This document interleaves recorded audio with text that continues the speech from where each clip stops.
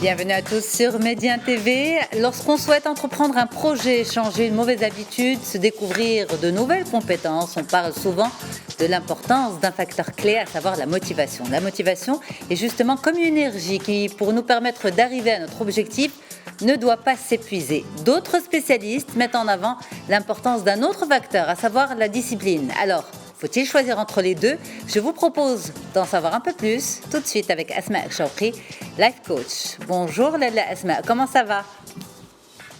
Bonjour Yasmine, tout va bien, alhamdoulilah. Un plaisir de vous recevoir. Alors dites-nous d'abord, dans l'absolu Asma, lorsqu'on a envie d'un changement, lorsqu'on a envie d'entreprendre un projet, lorsqu'on a envie de quelque chose de nouveau dans notre vie, en général, qu'est-ce qui motive cette envie? D'où vient l'envie? Est-ce que c'est une envie ou un besoin? Là, je vais commencer à adopter un petit peu les termes des spécialistes. Est-ce que c'est une envie, c'est un besoin? Ça vient d'où exactement? Ça dépend, ça peut être une envie, ça peut être un besoin. Et donc, la réalisation des objectifs, ça va être plus, on va parler, dans la réalisation d'objectifs, moi je ne parlerai pas ni d'envie ni de besoin. Je dirais que j'ai quelque chose, j'ai un objectif que je voudrais réaliser dans ma vie. Et voilà, donc je mets les choses que je dois mettre pour atteindre cet objectif. Bien sûr, l'envie, elle joue un rôle, mais c'est pas l'envie qui va me permettre d'atteindre mon objectif, ni le besoin, ni le désir. D'accord. Par contre, la motivation, oui, je dois être motivée pour pouvoir faire, pour pouvoir réaliser mon objectif, pour pouvoir atteindre mon objectif. La motivation est importante, c'est ce qui donne cette adrénaline, non? La motivation, elle est importante au début. C'est vraiment, si je peux dire que c'est le coup de pied qui va me permettre d'entamer la réalisation de mon objectif. Mais ce que nous ignorons par rapport à la motivation, c'est que c'est quelque chose qui n'est pas permanent, qui n'est pas durable. Donc aujourd'hui je vais être motivée, demain je le serai pas, peut-être que je serai motivée le matin, l'après-midi, fin de soirée je le serai pas, et du coup c'est pas la motivation qui va me permettre d'atteindre mes objectifs. Et du coup oui. Non, je vous suis Asma. Ok, parfait. Et du coup la motivation, c'est un élément important pour que je réalise mes objectifs, ça on ne peut pas le nier, parce qu'elle a une relation avec les sentiments, avec les émotions, et surtout quand c'est une motivation qui est intrinsèque. Ça veut dire que je fais quelque chose pour moi, je ne le fais pas pour l'autre. Et à ce moment-là, oui, ça va être vraiment un moteur qui est très, très important. Ça, c'est juste une face d'une médaille. Et donc, l'autre face de la médaille, c'est la discipline. Donc, la discipline, c'est ça qui va me permettre vraiment de réaliser mes objectifs. Parce que c'est quoi la discipline? La discipline, c'est un ensemble d'actions, c'est un ensemble d'habitudes que je mets en place dans ma vie pour atteindre un objectif. Et du coup, c'est avoir envie de faire quelque chose. Cette envie, elle peut être là comme elle ne peut pas être là. Mais quand je suis disciplinée, ça c'est différent. Parce que être motivée, c'est faire les choses quand j'en ai envie. Être disciplinée, c'est faire les choses même si j'en ai pas envie. Et le plaisir, avec la motivation, c'est au début. J'ai besoin d'avoir ce plaisir pour passer à l'action. Mais avec la discipline, le plaisir, il vient après avoir fait cette action. C'est ça qui fait toute la différence. Mais est-ce que c'est important aussi parfois, même quand on est discipliné, de se rappeler la motivation primaire? C'est parce que parfois, lorsqu'on met en place son protocole pour pouvoir réaliser ses objectifs, nous ne sommes que des humains. De temps en temps, on fléchit, de temps en temps, on se dit, mais finalement, pourquoi je fais ça? Est-ce que ça en vaut vraiment le coup? Est-ce que j'en ai vraiment envie? Mais pourquoi je me suis lancée dans ça, c'est plus compliqué que ça ne me paraissait. Est-ce qu'il est important d'aller rechercher cette émotion initiale, cette motivation initiale, cette adrénaline initiale qui nous a poussé à mettre en place ces étapes? Parce que les étapes peuvent parfois être ennuyeuses et elles peuvent parfois être longues, elles nous font oublier l'objectif et la motivation principale. Est-ce que vous êtes d'accord, Asma? C'est sûr. Oui, bien sûr, vous avez complètement raison. C'est pour ça que je t'ai dit que la motivation, c'est vraiment c'est ce coup de pied, c'est ce coup de pouce, le premier qui va me projeter pour aller chercher les actions pour réaliser mon objectif. Donc, c'est ça. Il faut toujours, parce que avant la motivation, j'ai un objectif en vue. Je prends un exemple. Là, on est vraiment dans la période. On va prendre l'exemple des examens.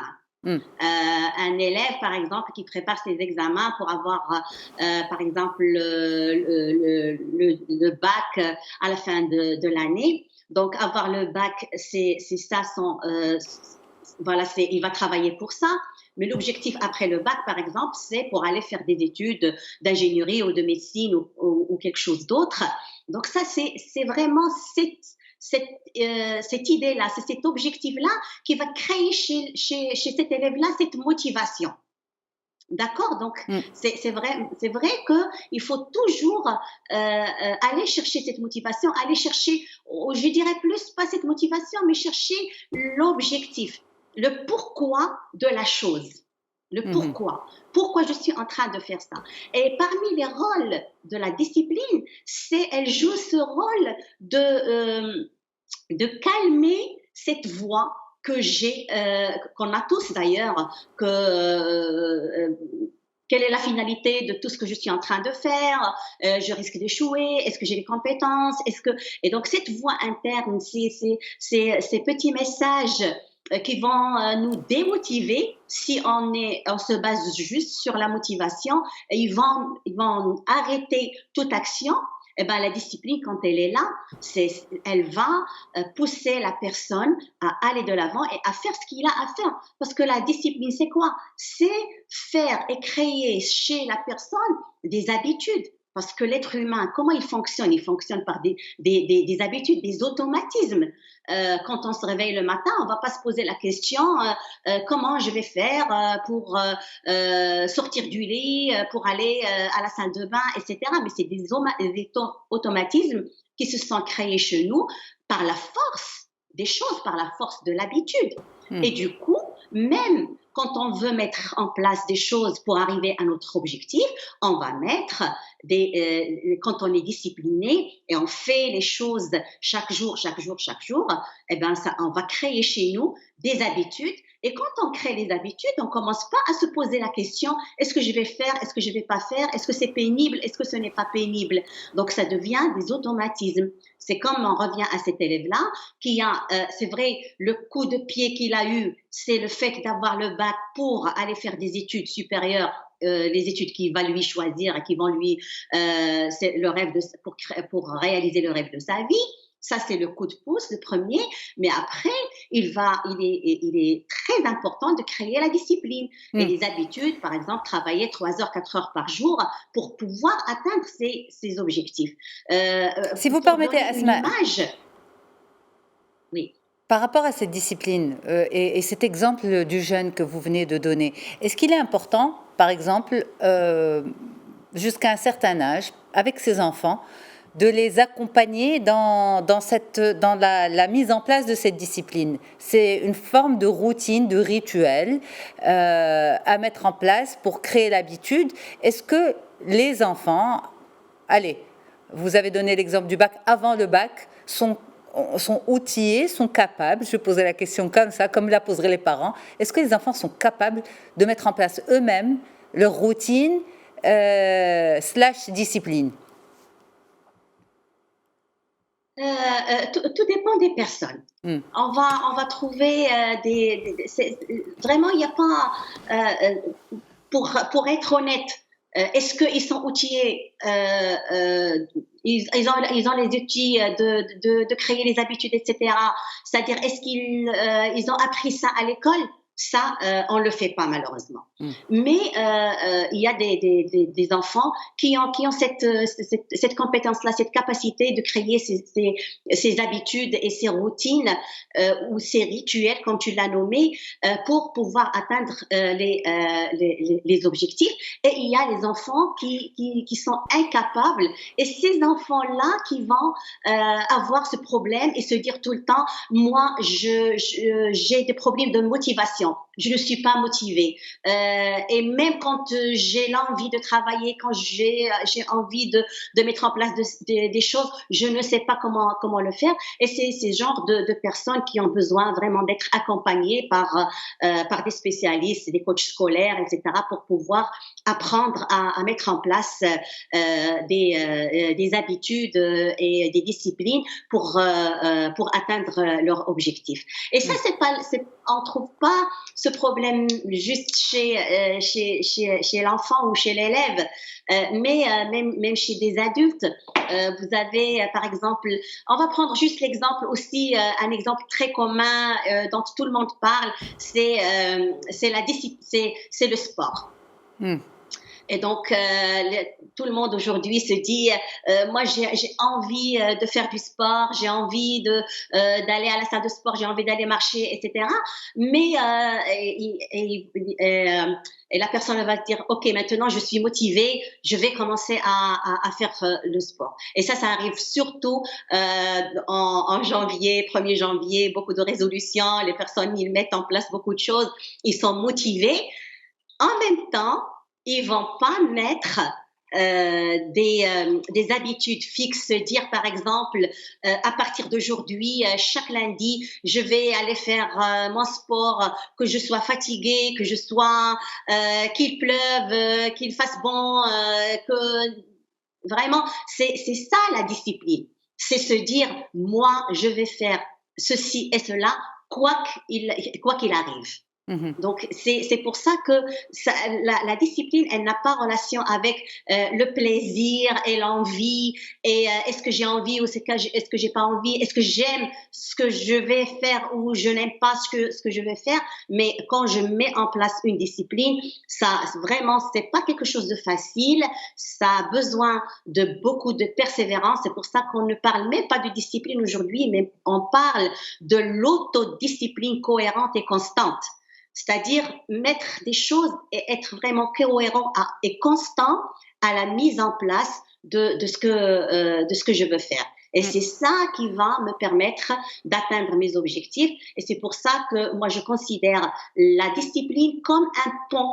C'est comme un pont entre la motivation et l'objectif et la réalisation de cet objectif.